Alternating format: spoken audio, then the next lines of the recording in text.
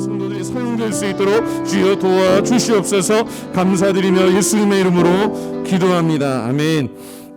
오늘 제목을 한번 같이 따라해 보시겠습니다. 하나님의 계획. 하나님의 계획. 하나님의 계획은 하나님의 전적인 뜻 가운데 있죠. 그렇지만 또 우리에게 약속으로 보장해 주시는 계획이 있습니다. 그런데 두 가지로 오늘 말씀드릴 것은, 하나는 구원의 계획이고, 또 하나는 그 구원의 어떻게 보면 결과라고 할 수 있는 축복의 계획이 있는 줄로 믿습니다. 그래서 하나님께서 아브라함에게만 주신 것이 아니라 아브라함을 통해서 특별히 그 영적으로 볼 때 예수 그리스도 안에서 후손된 하나님의 언약의 백성된 저와 여러분에게도 하나님의 구원의 계획이, 또 하나님의 축복의 계획이 임하는 줄로 믿습니다. 근데 오늘 본문을 잘 보시면 하나님과 아브라함이 언약을 세우는 거죠. 그러니까 약속을 하는데, 약속을 할 때 거기서 예배를 드리죠. 좀 구체적으로는 번제를 드립니다. 근데 불은 하나님께서 준비하시고 이 제물들은 아브라함이 준비합니다. 사실 번제에서 제일 중요한 거는 동물이 아니라 불인데요. 아브라함이 임의로 물론 이렇게 불을 피워서 이렇게 번제를 드릴 수도 있었겠습니다만은 15장을 잘 보시면 하나님께로부터 불이 나와요. 창세기 15장 17절 같이 읽습니다. 시작. 해가 져서 어두울 때에 연기난 화로가 보이며 타는 횃불이 쪼갠 고기 사이로 지나더라. 아멘. 자, 이 불은 하나님께서 보내시는 거예요. 구약에서 하나님이 이렇게 불을 내려보내시는 장면들이 여러 번 있는데, 상징적인 게 하나님의 권능이 임하시는 거죠. 그리고 불이 임했다라고 하는 또 한 가지 중요한 의미는 하나님께 드리는 예배를 하나님께서 기뻐 받으셨다라고 하는 그런 의미가 있어요. 그런데 신약에 보면 또 하나님의 불이 하늘에서 임하죠. 그게 오순절 사건입니다. 하나님의 행하신 놀라운 구원의 역사를, 사도행전의 핵심은 두 가지 단어를 말하자면 교회와 선교입니다. 교회는 성령으로 잉태됐고, 교회의 목적은 바로 선교입니다. 구원의 계획, 예수 그리스도 안에 있는 영생의 계획에 대해서 증거하는 게 교회의 목적입니다. 그게 선교입니다. 그러니까 선교의 궁극적인 목적은 선교 자체가 아니라 한마디로 말하면 뭐예요? 예배입니다. 우리 한번 따라해 보시면, 선교의 목적은 예배다. 본문으로 돌아가서 보면 하나님께서 이 아브라함과 대화를 하시죠. 아브라함과 대화하시는데, 하나님께서는 꿈을 주시는데, 하나님은 하늘의 꿈을 주시는데 아브라함은 땅의 현실을 보는 거예요.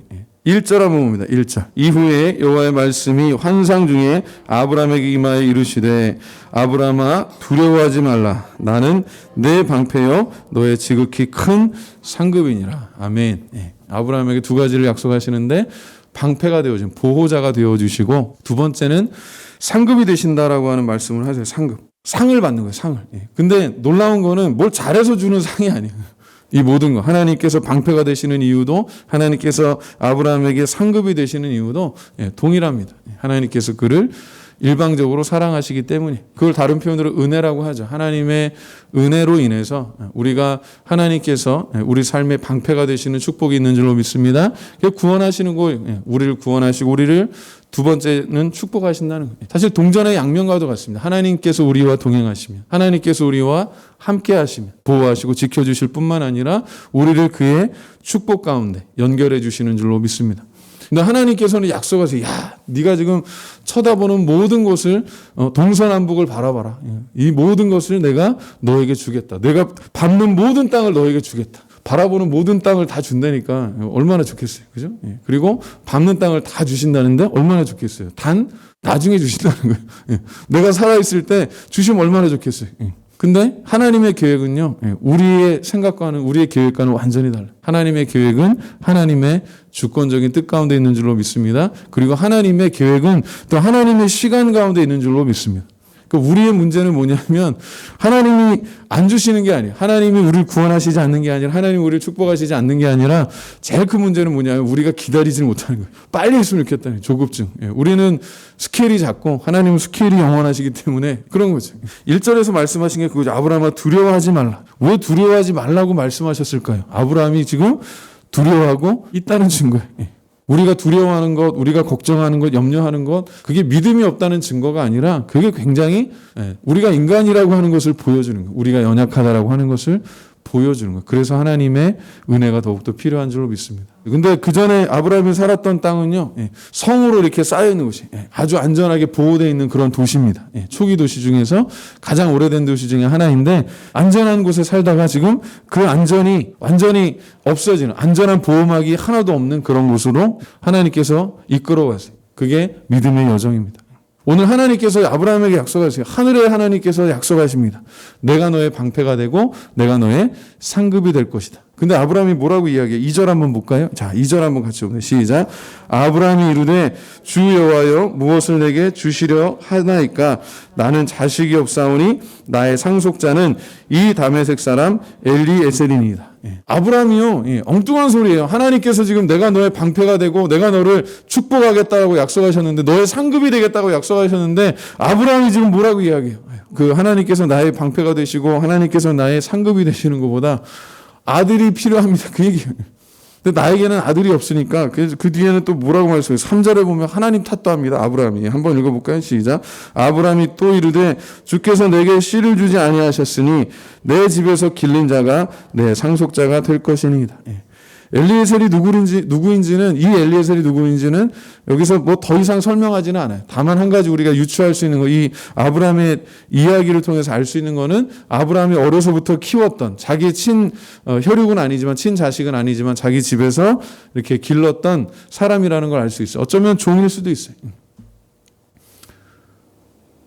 하나님이 나의 방패가 되시는 것도 좋고 하나님이 나의 상급이 되시는 것도 좋은데, 이 말 속에는 뭐예요? 내가 죽으면, 내 세대가 끝나면 하나님이 약속하셨던, 지금 그 전에 말씀하셨던, 하나님께서 약속하셨던 내 자손이 하늘의 별처럼 많고 땅의 모래처럼 많은다. 여러분 바닷가에서 모래 한번 세보세요. 모래 셀 수 있나? 그 바닷가의 모래를 셀 수 없듯이 내 자손을 그렇게 많게 하시겠다라고 약속하셨는데, 현실은 뭐예요? 나는 지금 나이가 지금 아브라함이 이 말씀을 들을 때 나이가 아마 상당히 들었을 겁니다.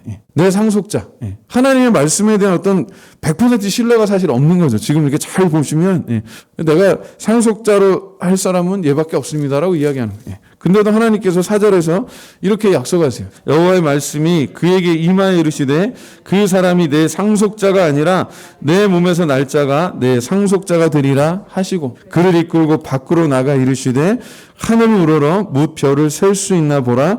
또 그에게 이르시되 내 자손이 이와 같으리라. 근데 아브라함이 믿음이 별로 없는 것 같아요. 그죠? 없는 것 같은데도 창세기 15장에 지금 뭐라고 되어 있냐면 6절이요. 이게 또 히브리서에도 나중에 다시 나옵니다만은, 아브라함이 여호와를 믿으니 여호와께서 이를 그의 의로 여기시고, 7절 읽습니다. 시작. 또 그에게 이르시되 나는 이 땅을 내게 주어 소유를 삼게 하려고 너를 갈대아인의 우르에서 이끌어낸 여호와니라. 아멘. 지금 하나님이 말씀하신 게요, 그리고 그동안 계속해서 말씀하셨던 게 아직 이루어지지 않았어요. 근데 나중에 다 이루어지죠. 물론 아브라함 때는 이 모든 것들이 아들 하나 얻는 것 외에는 하나도 이루어지지 않았어요. 그러나 하나님께서 그 말씀을 믿는 거, 완전히 이해하지 못했지만 그래도 하나님의 신실하심을 믿는 그 믿음을 뭐라고 여기셨다고 그랬어요? 의로 여기셨다고 그랬어요. 믿음은 하나님 주시는 선물인 줄로 믿습니다. 이 믿음하고 의롭다라고 하는 게 어떻게 보면 이렇게 굉장히 밀접한 관계가 있는데, 이거는 아브라함의 행위에 있지 않아요. 절대로 그렇지 않아요. 믿음도 그렇고 의로움도 그렇고 하나님의 전적인 은혜고 선물인 줄로 믿습니다. 그렇게 여겨주신다라고 하는 거예요. 그게 극대하게 이루어진 게 예수 그리스도 안에서 이루어진 거예요. 예수 그리스도 안에서 우리가 믿음이 완성되고 믿음이 성장하고, 그리고 하나님께서 예수 그리스도의 의로움을 우리에게 덧입혀 주시기 때문에 우리가 그 안에서 또한 의로우심을 입는 줄로 믿습니다. 하나님의 계획은 두 가지 아까 말씀드렸죠. 구원의 계획이라 말씀드렸고, 그리고 또 한 가지는 그 구원의 계획 뒤에 주시는 열매, 축복의 열매들이 있는 줄로 믿습니다. 하나님께서 방패가 되시고 하나님께서 상급이 되시는데, 그냥 보이지 않는 하나님이 방패가 되시고 보이지 않는 하나님이 상급 되시는 게 아니에요. 하나님의 보이는 백성들, 하나님의 보이는 교회를 통해서, 하나님의 보이는 성도들을 통해서 하나님께서 우리의 방패가 되어주시고 하나님께서 우리의 구원에 상급 되시는 줄로 믿습니다. 여러분들이 하나님께서 우리를 구원하시고 하나님께서 우리를 사용하셔서 또 누군가를 축복하는 그런 도구로 사용하는 줄로 믿습니다. 그런 확신을 가지고 믿음으로 나아가기를, 승리하기를 주님의 이름으로 축원합니다.